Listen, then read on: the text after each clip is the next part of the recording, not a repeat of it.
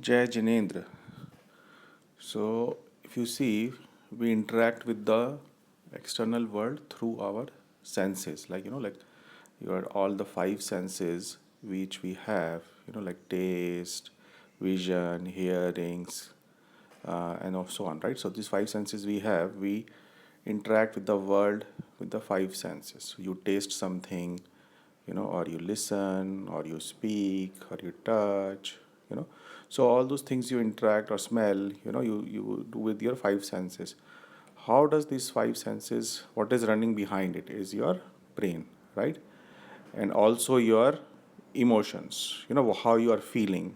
So let's say you will behave differently if you are feeling one thing on your mind is saying something. So you might so you see what you see something, and then your mind will think of something, okay, this is that. And then you are in some mood, then accordingly you will do it. So you may see an ice cream, and then your mind say, okay, I want to eat ice cream is good, then or bad, because it has too much of sugar in it.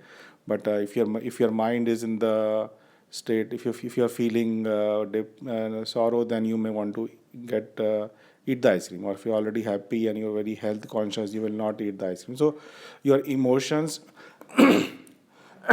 and your mind, then they will work on whatever you are seeing from the external world. Then after that, there is one more thing which in your mind, in your brain rather, you have what is called a two types of brains. Okay, one is called a conscious brain, and one is called a unconscious or subconscious brain. you know so they are whatever are in the unconscious or subconscious brain, we'll take them as one. Okay, so there you are mostly whatever your habits are there, whatever you have learned, what you believe in, that is all stored there.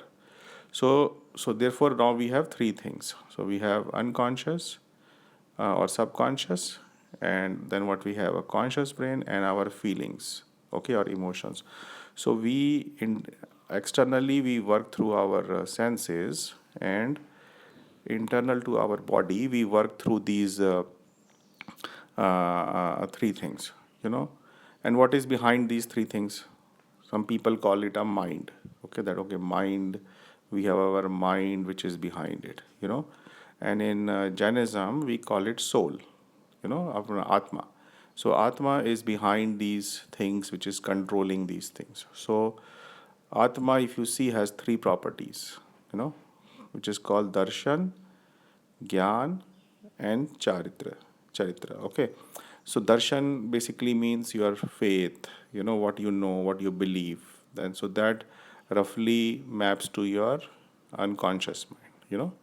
And then is called Gyan. Gyan means knowledge. Knowledge does not mean like the way we talk about knowledge, that all the knowledge we know. It's what we are knowing now at the current moment. You know, at the moment what we are knowing, that is knowledge. Okay. And then Charitra means, in terms of Atma, it translates. Charitra means actually character. Character means how you feel, what you do is basically they say is a character. So if somebody is doing bad things, they say he's a bad charitra, you know, or is a bad character. If somebody is doing good things, they will say he's a good character.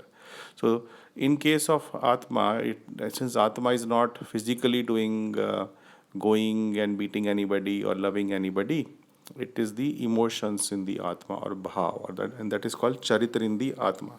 So there are three things, as we said, which is Darshan, Gyan, and Charitra. Okay, and they map to these three things as I just mentioned.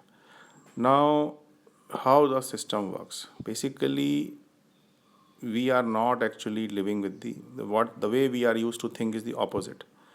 That the all your emotions, all your thoughts, all your knowledge, all your faith, it is all in your Atma. From there, whatever you do, feel, and wants to do, then you tell that to your brain. You know, Atma tells to the brain to do that. You know, and then brain basically will direct all these senses to do it. So it works both on the input side as well as output side. That means When something happens outside, then the let's say you touch something cold, so your skin will touch it. It will come to your soul. Sorry, it will come to your brain first, and then it will go. And Atma can see that. Okay, and otherwise, uh, basic Atma basically then can tell what to do. Okay, so these are the three major things which we have, and they define everything. So, so brain is, people say body is intelligent, body in your brain is intelligent and things like that. Actually, it is the Atma which is intelligent, which controls all these functions. It is like the uh, let's say you're driving the car, then the car has going left, right. Now, car is not intelligently going left or right. The person who is driving the car is going left and right, so same thing with the body.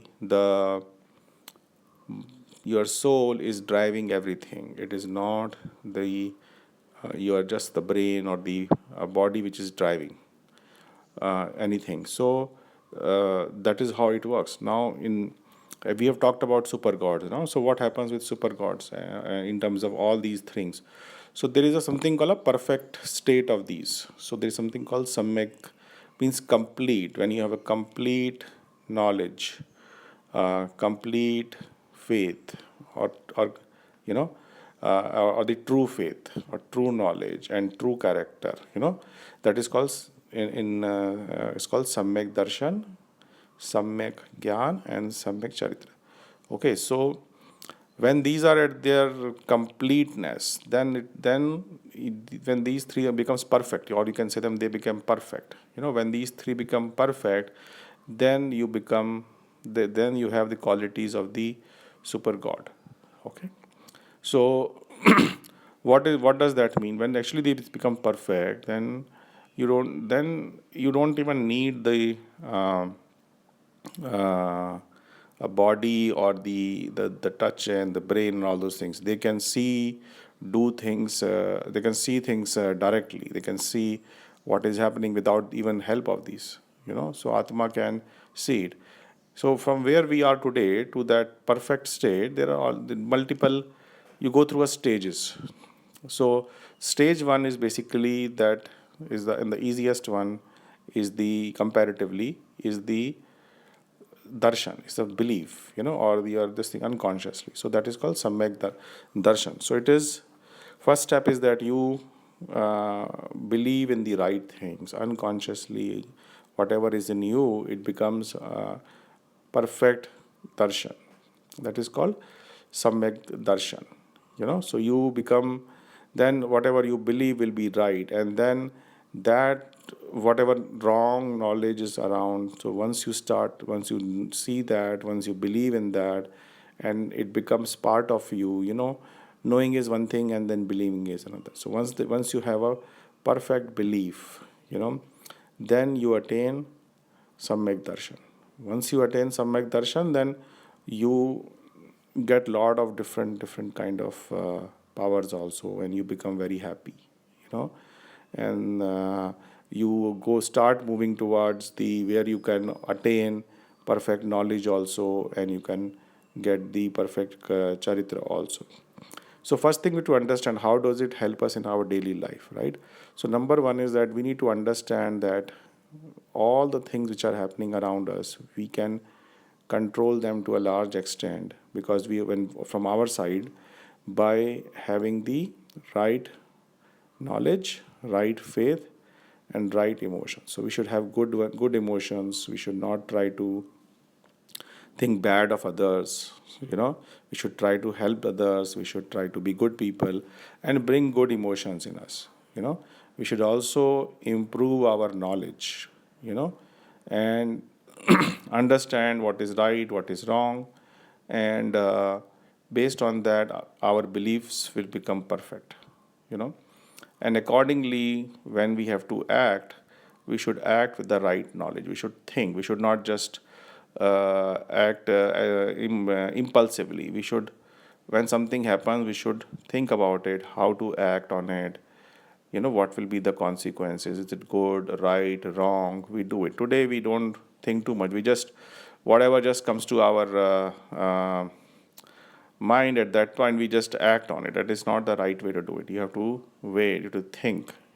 You have to, don't be impulsive. You have to start working on it. So the all the smart people also, like they analyze situation, they work on it, and then they act on it. Similarly, we need to make sure that we are working towards improving the knowledge. So how do we do that? We get more information about the religion part, and once we understand that, then we, our emotions become like that, and then our actions will become better accordingly. So if we are having good emotions, or if we are having good feelings, then we will also do good things. If we are having bad feelings, we'll do bad things. So in Jainism, it is more important that you have what is inside you is more important, because what actually you're doing outside is not so important compared to what you're doing inside, because everything is, what is happening in Atma is the most important thing. So if you have a bad a feeling for somebody, let's say you want to beat somebody, that itself will make your Atma impure. Now whether you actually go and beat that person or not doesn't matter. you know you, that Atma is already kind of polluted. If you're just going and beating it, makes it a little bit worse, but it is not the only thing. you know my grandfather used to say, like, socha ki aadha ho gaya. That means if you just think about it, if your soul feels about something or wants to do something, that means the it's, you have already half done it. So it's a very powerful thing. So we need to watch out for our emotions, we need to watch out for what we are learning, do the right things, and then one day we will be in a state whereby we can attain perfect faith, and then the next step will be to attain the perfect this perfect um, knowledge, as well as the character. Okay.